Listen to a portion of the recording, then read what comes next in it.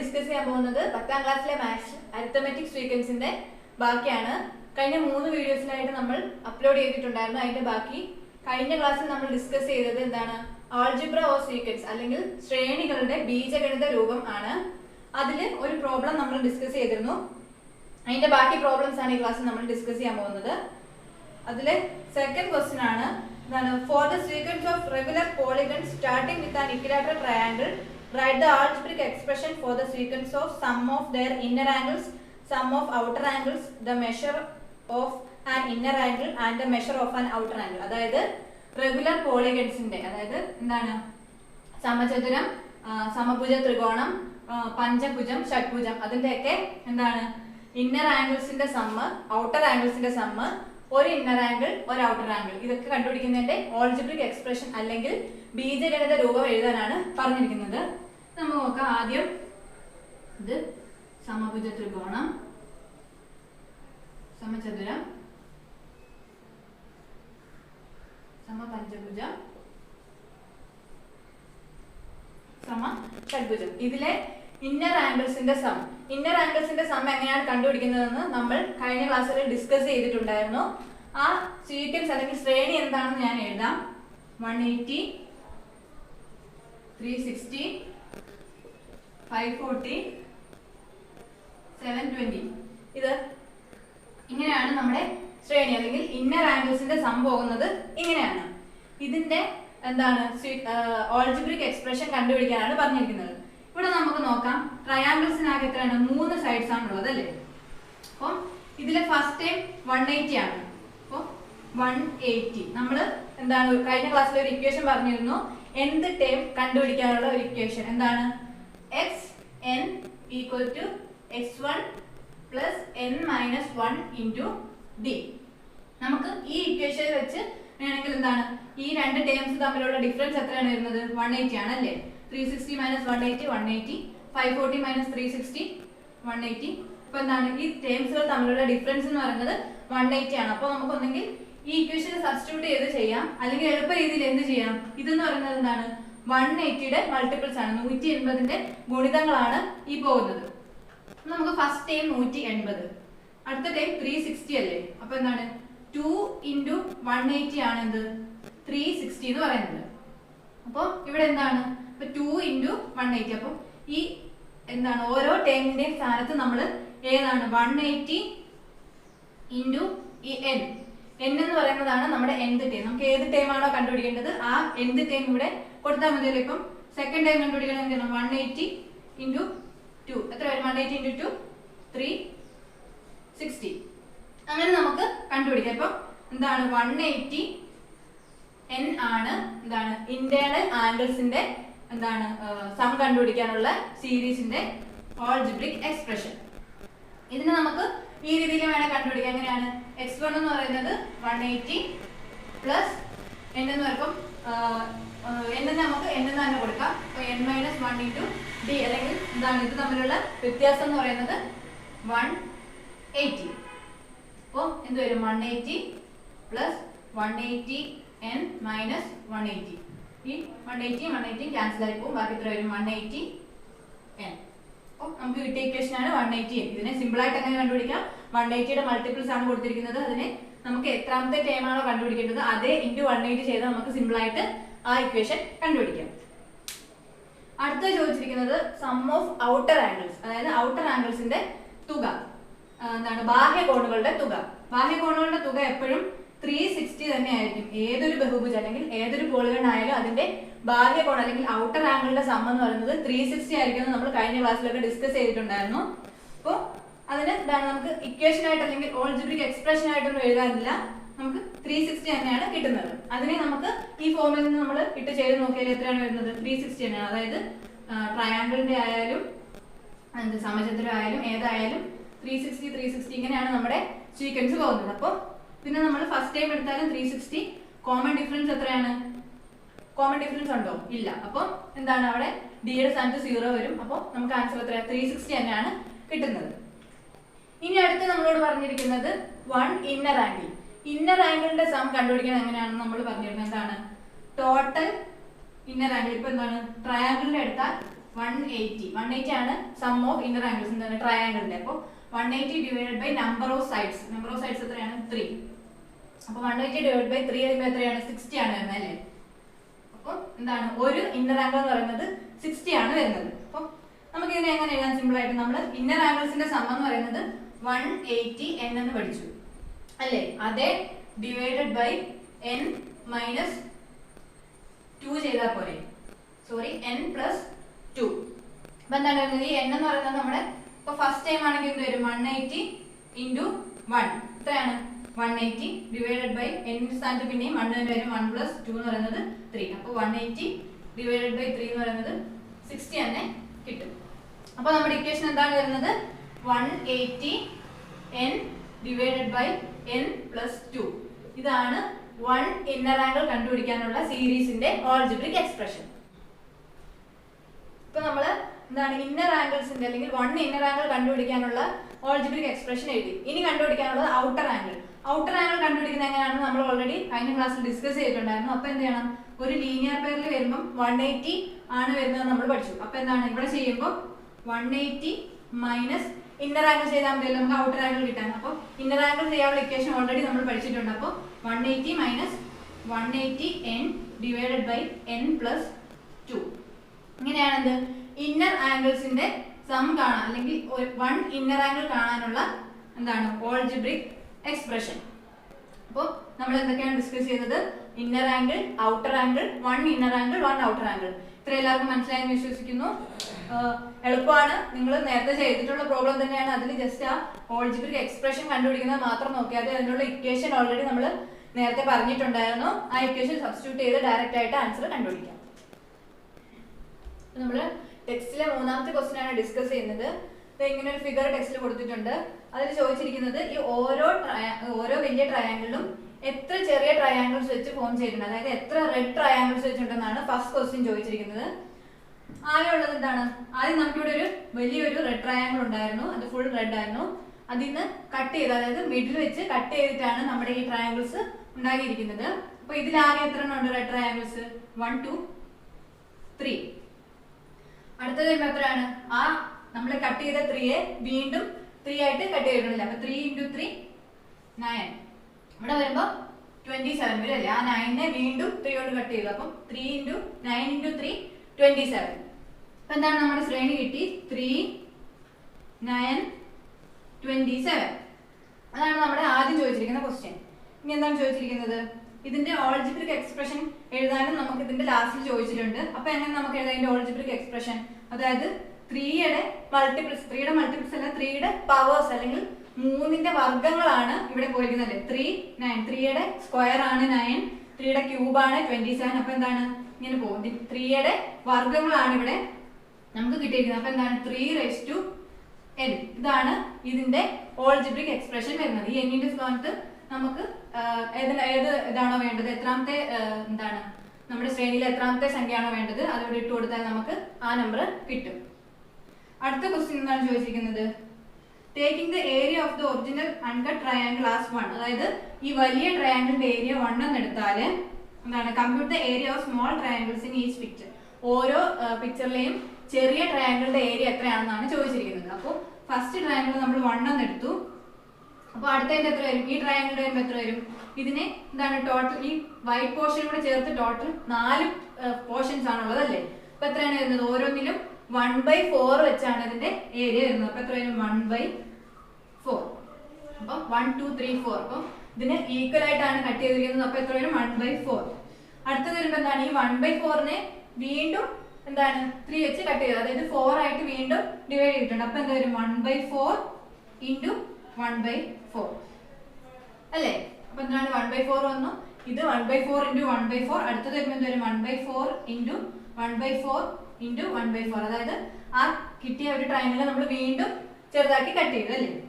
അപ്പൊ ഇതെങ്ങനെ വരും, നമുക്ക് ഈ 1 എടുക്കണ്ട, നമുക്ക് ക്വസ്റ്റ്യനിലുള്ളത് ഈ ട്രയാംഗിൾ തൊട്ടാണ്. അപ്പോൾ 1/4 × 1/4 എത്രയാണ് 1/16. അടുത്ത് വരുമ്പോൾ 1/4 4 × 4 × 4 എത്രയാണ് 64. അപ്പോൾ 1/64 എക്സെട്ര.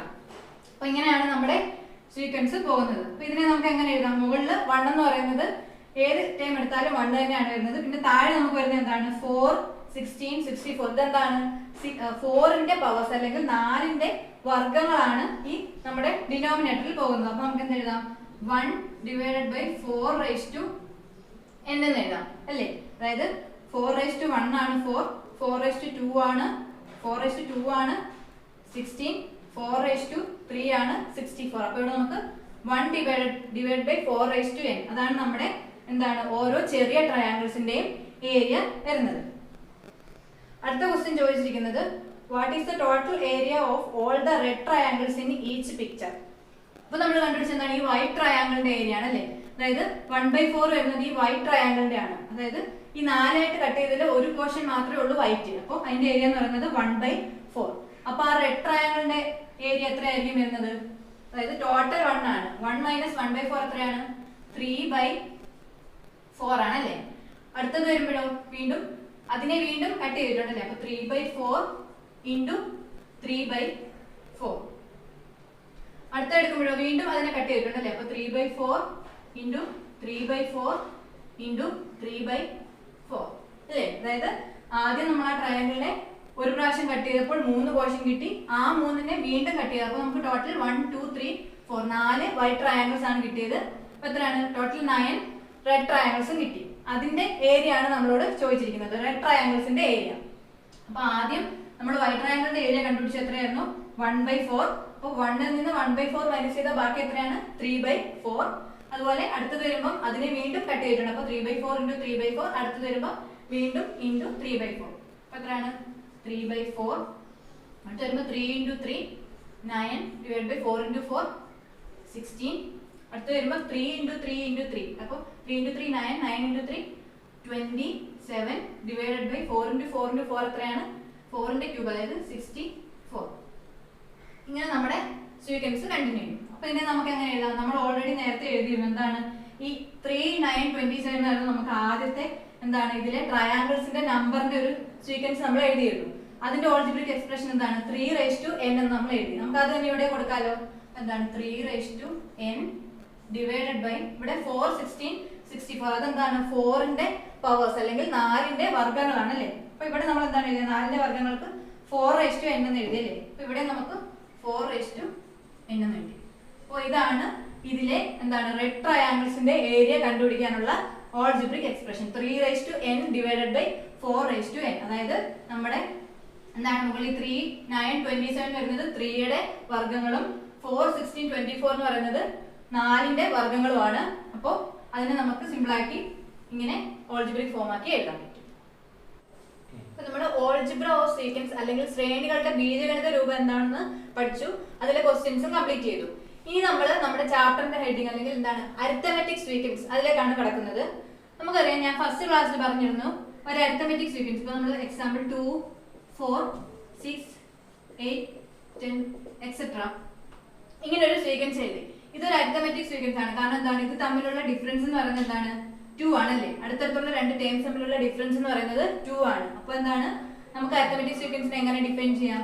ഒരു ശ്രേണി അത് ഒരു നമ്പർ ഏതെങ്കിലും ഒരു ഫിക്സഡ് നമ്പറിൽ നിന്നും ആരംഭിച്ച് ഒരു എന്താണ് ഒരു നമ്പർ ഒരു എന്താണ് ഏതെങ്കിലും ഒരു നമ്പർ തന്നെ റിപ്പീറ്റ് ആയിട്ട് എന്താണ് ആഡ് ചെയ്ത് പോകുന്ന സീക്വൻസിനെ നമുക്ക് എന്താണ് അരിത്തമെറ്റിക് സീക്വൻസ് എന്ന് പറയാം. അതായത് ഇപ്പൊ നമ്മൾ 2ൽ തുടങ്ങി 2 ആഡ് ചെയ്ത് 2, 4, 6, 8, 10 അങ്ങനെ നമുക്കൊരു സീക്വൻസ് കിട്ടി. അപ്പം അങ്ങനെ ഒരു നമ്പറിൽ തുടങ്ങി ഒരു ഫിക്സഡ് നമ്പർ തന്നെ റിപ്പീറ്റഡ് എന്താണ് കൂട്ടി പോകുന്ന ഒരു ശ്രേണിയെ അരിത്തമെറ്റിക് സീക്വൻസ് എന്ന് പറയാം. ഇനി അല്ലെങ്കിൽ വേറെ എന്ത് പറയാം? ഒരു ശ്രേണി അതിലെ അടുത്തടുത്ത രണ്ട് പദങ്ങൾ അല്ലെങ്കിൽ കോൺസിക്യൂട്ടീവ് ടേംസ് തമ്മിലുള്ള ഡിഫറൻസുകൾ എന്താണ് സെയിം ആയിട്ട് വരുന്ന ഒരു ശ്രേണിയെ നമുക്ക് അരിത്തമെറ്റിക് സീക്വൻസ് എന്ന് പറയാം. ഈ ശ്രേണിനെ നോക്കിയാൽ എന്താണ് ഇതിലെ സെക്കൻഡ് ടേമും തേർഡ് ടേമും തമ്മിലുള്ള ഡിഫറൻസ് എത്രയാണ്? 2. അതുപോലെ എന്താണ് ഫസ്റ്റ് ടേമും സെക്കൻഡ് ടേമും തമ്മിലുള്ള ഡിഫറൻസ് 2. എന്താണ് ഒരു ശ്രേണിയിലെ അടുത്തടുത്ത ടേംസ് അല്ലെങ്കിൽ കോൺസിക്യൂട്ടീവ് ടേംസ് തമ്മിലുള്ള ഡിഫറൻസ് സെയിം ആയിട്ട് എഴുതുന്ന ശ്രേണികളെ നമുക്ക് എന്താണ് സമാന്തര ശ്രേണികൾ അല്ലെങ്കിൽ അരിത്തമെറ്റിക് സീക്വൻസ് എന്ന് പറയാം.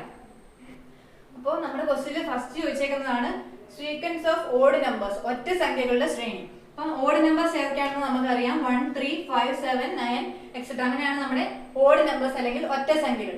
ഇതൊരു സമാന്തര ശ്രേണിയാണെന്ന് നോക്കണം. നമ്മൾ ഓൾറെഡി പറഞ്ഞു അടുത്തടുത്ത ടേംസ് അല്ലെങ്കിൽ കോൺസിക്യൂട്ടീവ് ടേംസ് തമ്മിലുള്ള ഡിഫറൻസ് എന്ന് പറയുന്നത് സെയിം ആണെങ്കിൽ അതൊരു സമാന്തര ശ്രേണിയാണ്. അപ്പൊ ഇവിടെ എന്താണ് ഫസ്റ്റ് ടേമും സെക്കൻഡ് ടേമും തമ്മിലുള്ള ഡിഫറൻസ് എന്ന് 3 - 1 2, ഇതിന്റെ 5 - 3 2, 7 - 5 2. അപ്പൊ എന്താണ് ഇതിന്റെ കോമൺ ഡിഫറൻസ് അല്ലെങ്കിൽ പൊതു വ്യത്യാസം സെയിം ആണ്, അതുകൊണ്ട് ഇതൊരു സമാന്തര ശ്രേണിയാണ്.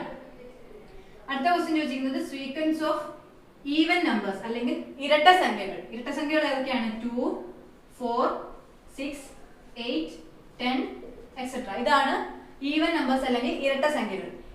ഇതൊരു സമാന്തര ശ്രേണിയാണോ എന്ന് ചെക്ക് ചെയ്യാനാണ് പറഞ്ഞിരിക്കുന്നത്. അപ്പൊ എന്താണ് ഇതിന്റെ തമ്മിലുള്ള ഡിഫറൻസ് എത്രയാണ്? 2 തന്നെയാണ് അല്ലേ? 4 - 2 2, 6 - 4 2. അപ്പോൾ ഇതിൽ ഏത് ടേംസ് എടുത്താലും ഏത് രണ്ട് ടേം തമ്മിലുള്ള ഡിഫറൻസ് എടുത്താലും എന്താണ് 2 തന്നെയാണ് കിട്ടുന്നത്. അതുകൊണ്ട് ഈ ഒരു ശ്രേണി എന്ന് പറയുന്നത് ഒരു സമാന്തര ശ്രേണിയാണ്. അടുത്ത ക്വസ്റ്റ്യൻ ചോദിച്ചിരിക്കുന്നത് sequence of fractions got as half the odd numbers. അതായത് ഒറ്റ സംഖ്യകളുടെ പകുതി എടുത്ത് എഴുതുന്ന ശ്രേണി ഒരു സമാന്തര ശ്രേണിയാണോ എന്നാണ് ചോദിച്ചിരിക്കുന്നത്. അപ്പൊ നമുക്ക് ഓഡ് നമ്പേഴ്സ് അറിയാം. 1, 3, 5, 7, 9. ഇതിന്റെ ഹാഫ് എന്ന് പറയുമ്പോൾ എന്താണ്? 1 / 2, 3 / 2, 5 / 2, 7 / 2 ഇങ്ങനെ പോകും. അപ്പോൾ ഇതൊരു സമാന്തര ശ്രേണിയാണോ എന്നാണ് നോക്കേണ്ടത്. ഇത് തമ്മിലുള്ള ഡിഫറൻസ് നമുക്ക് എങ്ങനെ എടുക്കാൻ പറ്റും? ഇതിന്റെ രണ്ടിന്റെയും എന്താണ് ഡിനോമിനേറ്റർ സെയിം ആണ്. അപ്പൊ എന്താണ് സംഖ്യകൾ തമ്മിൽ മൈനസ് ചെയ്ത് എഴുതാൻ മതി അല്ലേ? അപ്പൊ എന്താണ് 3/2 - 1/2. എത്രയാണ് വരുന്നത്? 3 - 1 2, 2/2 = 1 വന്നു അല്ലേ?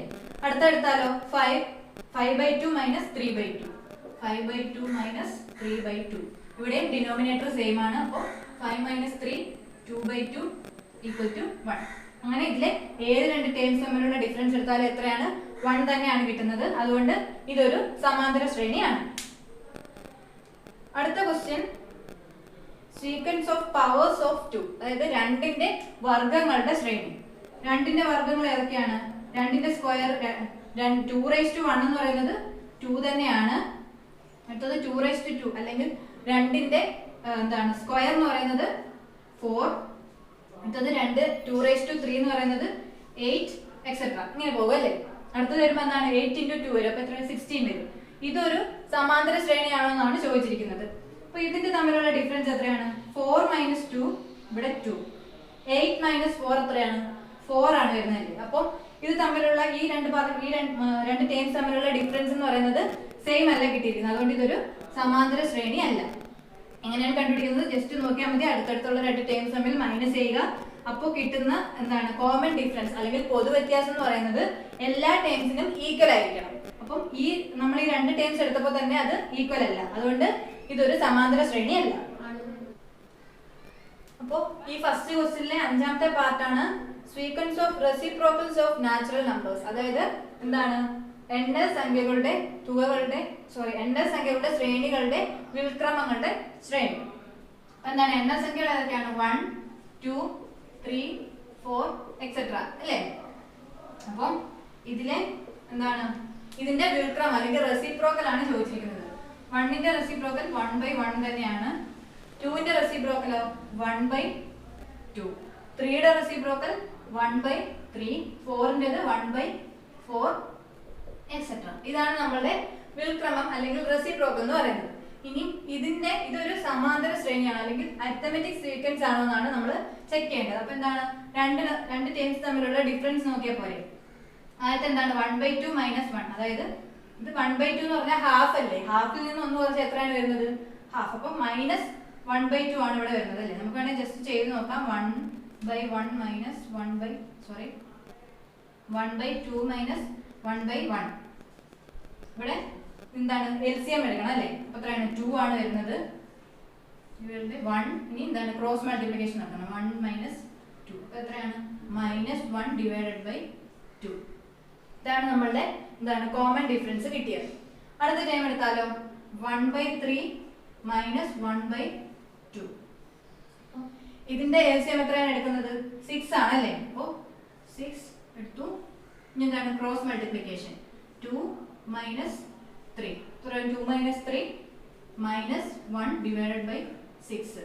അപ്പം ഇവിടെ -1/2 ഇവിടെ -1/2 1/6 ആണ് കിട്ടിയത്. അപ്പോൾ ഇവിടെ നമ്മുടെ കോമൺ ഡിഫറൻസ് സെയിം അല്ല, അതുകൊണ്ട് ഇതൊരു സമാന്തര ശ്രേണി അല്ല. അപ്പോൾ നമ്മൾ എന്താണ് 5 എക്സാമ്പിൾസ് ചെയ്തു. അതിൽ ഏതൊക്കെയാണ് സമാന്തര ശ്രേണികളെന്നും അല്ലാത്ത ശ്രേണികളെന്നും നമ്മൾ കണ്ടെത്തി. എന്താണ് കോമൺ ഡിഫറൻസ് ഈക്വൽ ആണോ എന്ന് മാത്രം ചെക്ക് ചെയ്താൽ മതി. അപ്പോൾ നമുക്കൊരു സമാന്തര ശ്രേണിയാണോ എന്ന് കണ്ടെത്താൻ പറ്റും. ഇനി നമ്മൾ സെക്കൻഡ് ക്വസ്റ്റ്യൻ ആണ് ഡിസ്കസ് ചെയ്യാൻ പോകുന്നത്. നമ്മൾ എന്താണ് ടെക്സ്റ്റിൽ ഗ്രീൻ കളറിൽ കൊടുത്തിട്ടുണ്ട്, അതാണ് ഇവിടെ ജസ്റ്റ് ഡ്രോ ചെയ്തിട്ടുണ്ട്. ഇതിൽ കൊടുത്തിരിക്കുന്നത് if the pattern is continued do the numbers of coloured squares from an arithmetic sequence give reason. അപ്പോൾ ഇതെന്താണ് ഒരു അരിത്തമെറ്റിക് സീക്വൻസ് ആണോ എന്നാണ് ചോദിച്ചിരിക്കുന്നത്. അപ്പോൾ ഇവിടെ നമുക്ക് നോക്കാം എത്ര സ്ക്വയേഴ്സ് ആണ് ഇതിൽ ഓരോന്നിലും ഉള്ളതെന്ന് നോക്കാം. കളർ ചെയ്തിരിക്കുന്ന സ്ക്വയർ ഇവിടെ എത്രയാണ് വരുന്നത്? 1 2 3 4 5 6 7 8. ഇവിടെ എത്രയാണ്? 8. അടുത്തത് വരുമ്പോൾ എത്രയാണ്? ഇവിടെ 4, ഇവിടെ 4, 8 10 12. 1 2 3 4 5 6 7 8 9 10 11 12. 12 എണ്ണം ഉണ്ട്. അടുത്തത് വരുമ്പോൾ ഇവിടെ ഈ സൈഡ് 5, ഇവിടെ 5 5 5 10, ഇവിടെ 3 3 6. അപ്പോൾ 10 6 16. ഇങ്ങനെയാണ് ഇതിന്റെ സീക്വൻസ് പോകുന്നത്. അപ്പോൾ ഇതൊരു അരിത്തമെറ്റിക് സീക്വൻസ് ആണോ എന്നാണ് ചോദിച്ചിരിക്കുന്നത്. അപ്പോൾ നമ്മൾ എങ്ങനെ കണ്ടുപിടിക്കുക? നമ്മൾ നേരത്തെ പറഞ്ഞു അടുത്തടുത്ത ടേംസ് തമ്മിലുള്ള ഡിഫറൻസ് കണ്ടുപിടിച്ചാൽ മതി അല്ലേ. അപ്പോൾ ഇവിടെ എന്താണ് 12 - 8 എത്രയാണ്? 4. 16 - 12 4 തന്നെയാണ് അല്ലേ. അപ്പോൾ ഇതെന്താണ്? ഇതൊരു അരിത്തമെറ്റിക് സീക്വൻസ് ആണ്. കാരണം എന്താണ് ഈ അടുത്തടുത്ത രണ്ട് പദങ്ങൾ അല്ലെങ്കിൽ കോൺസിക്യൂട്ടീവ് ടേംസ് തമ്മിലുള്ള ഡിഫറൻസ് എന്ന് പറയുന്നത് 4 എന്ന് നമുക്ക് കിട്ടി. ഇനി ഇതിൽ അടുത്ത ടേം അല്ലെങ്കിൽ അടുത്ത പദം എത്രയായിരിക്കും വരുന്നത്? 16ന്റെ കൂടെ +4 കൂടെ ചേർക്കണം. അപ്പോൾ എത്ര വരും? 20. അതിന്റെ അടുത്ത ടേം 24. ഇങ്ങനെ നമ്മുടെ ശ്രേണി ഇങ്ങനെ പോകും. അപ്പോൾ ഇതെന്താണ്? ഇതെന്ന് പറയുന്നത് ഒരു അരിത്തമെറ്റിക് സീക്വൻസ് ആണ്. ഇതിലെ കോമൺ ഡിഫറൻസ് അല്ലെങ്കിൽ പൊതുവ്യത്യാസം എന്ന് പറയുന്നത് 4 ആണ്.